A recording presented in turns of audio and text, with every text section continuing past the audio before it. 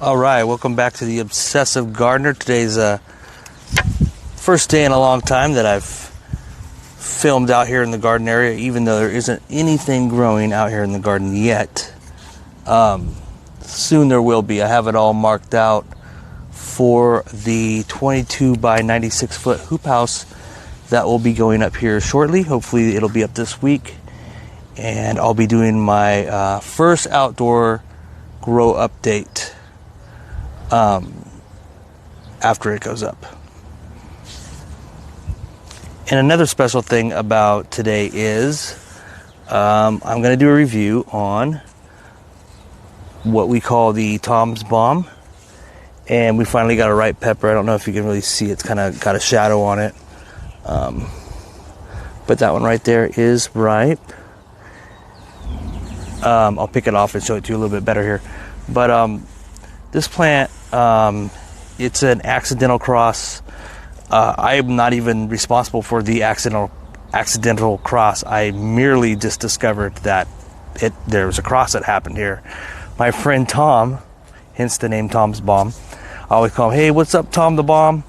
Anyways, he bought a plant late in the season 2019 from Ace Hardware. Big old plant, like about 4 foot tall, in a big old pot. The people who worked there, they didn't know what it was called. They lost the tag, whatever. They wanted to tell him, or they did tell him that it's a dragon's breath. But I'm pretty sure, well, I know it wasn't, and I'm pretty sure they were just kind of guessing because they really didn't know what it was. But when I saw it, I said, wow, you got a Scotch bonnet. So I'm pretty sure, it's a Scotch bonnet. It looked like a red Scotch bonnet. So I'm not even 100% sure if the mom of this plant was a Scotch bonnet, but I'm pretty sure it looked just like a Scotch bonnet to me. Anyways, so he gave me a couple pods. I kept seeds from one pod, 6 seeds, and planted a few of them beginning of last season. Actually, I think it was the end of, I grew it indoors, so it was like in November, December of 2019. I started it inside. First thing I noticed is the thing came up, it was purple.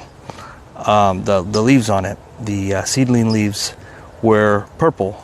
And I thought, that's strange, that's kind of cool. And then as it grew along, it started putting off little peppers. Well, before that, when it flowered, the flowers were purple. And some were a little bit purple, some were completely purple. And I thought, that's strange. The flowers are purple in the Scotch bonnet. I didn't know that was even a thing. And lo and behold, when it started putting off little pods, they're green at first, like a green color. But the calyx was completely purple.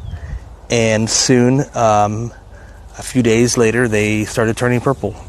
And I thought, okay, I knew then for sure that this was an accidental cross. There's no way that it was a Scotch bonnet. And of course, it became very apparent after we started seeing pods grow, and they're kind of like this in between, like elongated chili, and then others started getting these little lobes, looking kind of more like a Scotch bonnet. And I started looking into what it could have possibly crossed with, and I grew purple cayenne last year, and I grew some other purple type capsicum annum varieties, and I noticed the purple ones, they look a lot like this. They get the purple flowers, they kind of have a little bit of purple in the plant, and the pods turn a very purple color. The stems get dark like this, dark purple, just like this plant does. So I came to the conclusion that it's possibly a Scotch bonnet crossed with a purple cayenne. If not a purple cayenne, some similar type of purple annum pepper. So it is a Chinense annum cross for sure. I can't prove it, but I'm pretty sure. Even purple varieties of Chinense peppers usually don't look like this. Anyways, enough babbling and going on and on. Let's get down to it. And one thing that's neat about this plant too, I want to tell you really quick, is it is a trooper. This thing, the roots are this is grown in Kratky hydroponics. The roots are brown and rotting looking, and the plant, it doesn't care. It's pushing out pods like crazy. And then a lot of my Chinense varieties that is grown in the same hydroponic solution, if they have even a little bit of root rot, they're like, we're not doing nothing. And I noticed last year the F1, this is the F2, the F1, I went from hydroponics, put it in the dirt, threw some water on it, and it didn't miss a beat. Yeah, it didn't go through any shock, nothing. It's a trooper. Also, another F1 that I put in the dirt survived a few frosts that we had over the winter time, and it's coming back right now. It's going to produce again, so they can handle cold weather. Out here where I live, it's very cold. That's why I need a hoop house. I'm about 5 miles from the Pacific Ocean, and it does not get very hot here, especially in the summer. Some of the, spring and fall are warmer than the middle of summer. Summertime around here is about 68 degrees is the high, and the lows are about 55.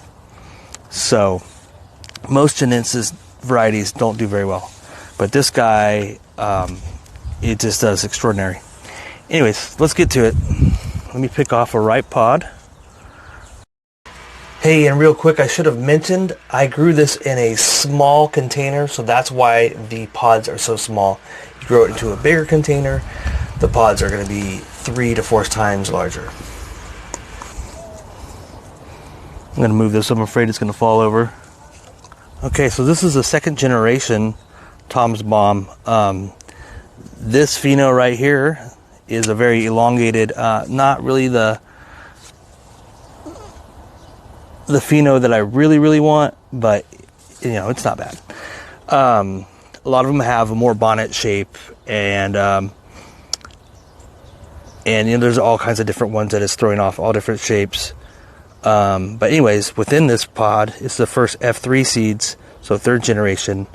So I may not give you the seeds from this one right here, but if you like this video and comment on this video, and subscribe to my channel, when I hit 600 subscribers, which I'm almost there, I think I'm at 587, I believe 587 right now. When I hit 600, I will give away to 3 winners some Tom's Bomb F3 seeds. All right, let me cut it open.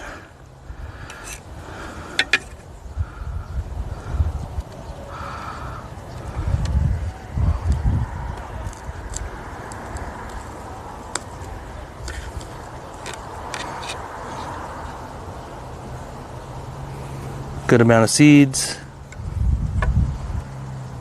Very thin wall, just like the F1.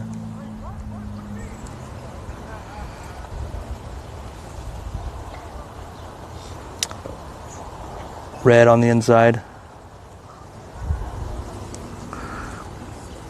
Okay, let me get some of these seeds off. I'll eat half of it and tell you what I think. The F1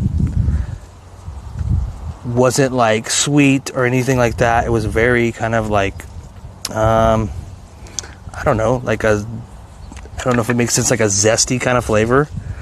And it wasn't like, wow, that's an amazing tasting pepper, raw. Now, I dried some Tom's Bombs out and made powder out of them, and I'm not joking, the powder was absolutely amazing. Even my wife, I told my wife I was grinding it up into powder, and I was like, man, that smells so good. And she's like, no, don't make me smell it. Don't make me smell it. I was like, come on, please, just smell it for me. And she's like, wow, that actually smells really good. So it makes great powder, the F1. I'm guessing the F2 is not going to be much different. We have quite a few seeds here, so I definitely don't need all these seeds. And there's going to be a lot more ripe ones. So I'm going to give away to 3 winners. Later on in the year, I have another F2 plant that's like from a different pheno that I really liked from the F1. And I'll definitely, later on in the season when that starts fruiting, I will give away some of those seeds too. So there it is. Tom's Bomb F2, first time I've ever tried it.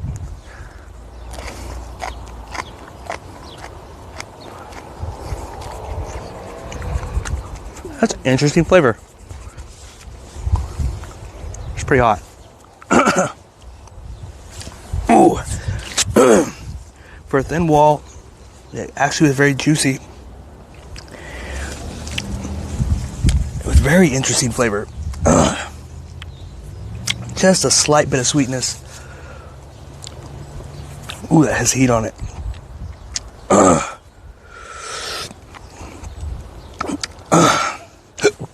Ooh, there we go. Kind of had an appley, an appley flavor. But it had that kind of that zesty flavor I was talking about in the background. Ooh. Ooh. It's got decent heat.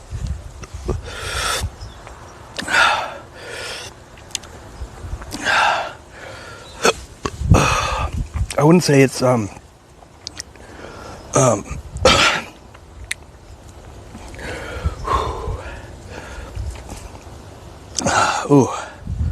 I wouldn't say it's quite habanero. Ooh. But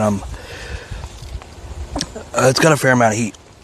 I'd say if I had to guess, it'd be like 80,000 Scoville, 90,000 maybe. I don't think it's hitting 100,000, but I don't know for sure. It's good though. It's got a good heat. This pod right here, I have to say that if this is what they're going to taste like this year, that the flavor is getting better.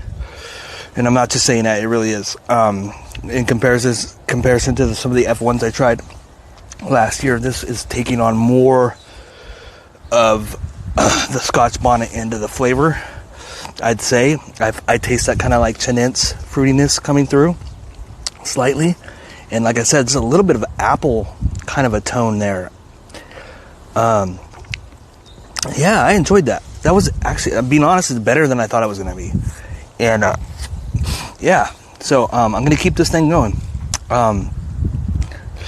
It's a fun little cross, and we'll see what kind of cool phenos we can get. Maybe you guys can help me out getting some cool phenos. And anyways, thank you guys for watching. Please like and subscribe, and remember, if you want to win some seeds, you got to be a subscriber, you got to like this video, you got to comment on this video. Please share this video to friends, and yeah, thank you very much.